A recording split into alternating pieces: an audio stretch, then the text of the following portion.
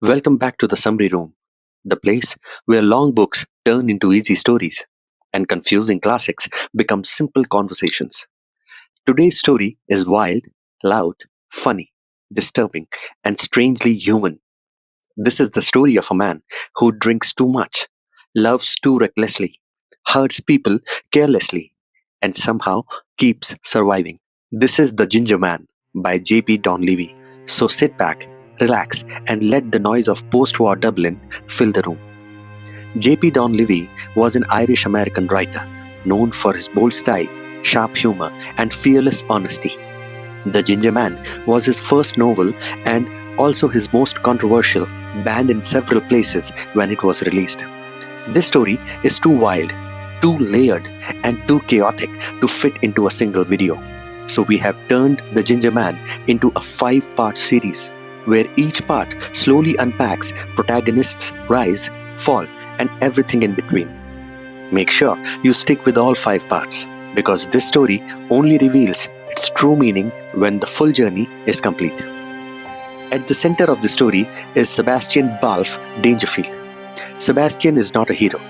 He's not a role model. He's not someone the reader is meant to admire. But he is unforgettable. Sebastian is loud, clever, selfish, charming, cruel, funny, and deeply broken, all at the same time. He's an American studying law at Trinity College, Dublin, sometime after World War II.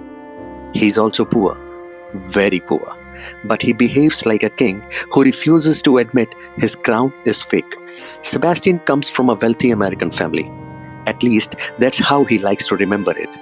His family money once existed, but it no longer supports him. Still, Sebastian lives as if it should. He believes the world owes him comfort, women, alcohol, and excitement. Instead of adjusting to reality, he fights it with arrogance and jokes. He arrives in Ireland as a foreigner, but he does not try to blend in. He stands out everywhere he goes, with his loud voice, wild behavior, and complete lack of shame. Sebastian lives in terrible conditions. Cold rooms, broken furniture, no heat, unpaid bills, constant hunger. But instead of quietly suffering, Sebastian turns poverty into theater. He laughs at it, mocks it, and pretends it is temporary. He borrows money constantly from friends, from strangers, from people he insults 5 minutes later, and he almost never pays anyone back. Sebastian drinks all the time, morning, afternoon, night, before class, after class, instead of class. Pubs are his second home, sometimes his first. Alcohol fuels everything he does. His confidence, his cruelty, his humor, and his emotional explosion all come from drink. When sober, he is restless and angry. When drunk, he is unstoppable and dangerous. Drinking is not just a habit for Sebastian, it is his identity. Sebastian is married to Marion. Marion is English. She's practical, serious, and far more grounded than Sebastian. Their marriage is already falling apart when the story begins. Marion wants stability. Sebastian wants freedom without consequences. They argue constantly about money, housing, responsibility, Sebastian's behavior. Sebastian loves Marion in his own twisted way, but he also resents her. He feels trapped by marriage, yet terrified of being alone. Marion often reacts like the adult in the relationship, while Sebastian behaves like a reckless child who refuses to grow up. One of the most important things about The Ginger Man is how it is written. The story often follows Sebastian's thoughts, jumping quickly from one idea to another. His mind is chaotic, selfish, poetic, angry, and sometimes strangely sensitive. He thinks about sex, death, money, his own greatness, his own misery, often in the same sentence. This makes the reader feel trapped inside Sebastian's head, experiencing his confusion and arrogance directly. Sebastian is supposed to be studying law at Trinity College. In reality, he barely attends class. He sees college as a place to drink, a place to meet people, a place that should tolerate him. Education is secondary. Survival and pleasure come first.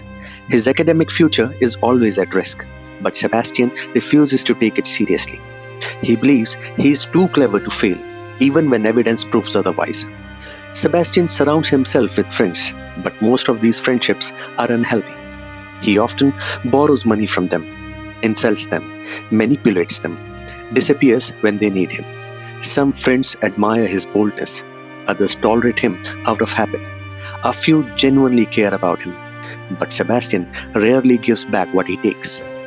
Despite all the comedy and chaos, small cracks begin to appear.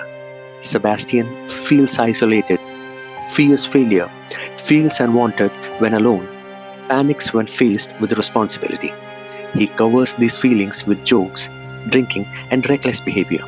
But the reader can sense that beneath the noise, there is deep insecurity. By this point in the story, several key themes are already clear, like Sebastian never truly belongs anywhere. He performs toughness to hide fear. He wants one without the other. His lifestyle slowly eats him alive. These themes will only grow stronger as the story continues. So this is Sebastian Dangerfield, a man living loud to avoid listening to himself, a student avoiding responsibility, a husband running from commitment, a genius at making chaos and calling it freedom. In the next part, Sebastian's life becomes even more unstable. Money runs out, relationships break, and his behavior grows more dangerous. So stay with the summary room because Sebastian Dangerfield is just getting started. Thank you.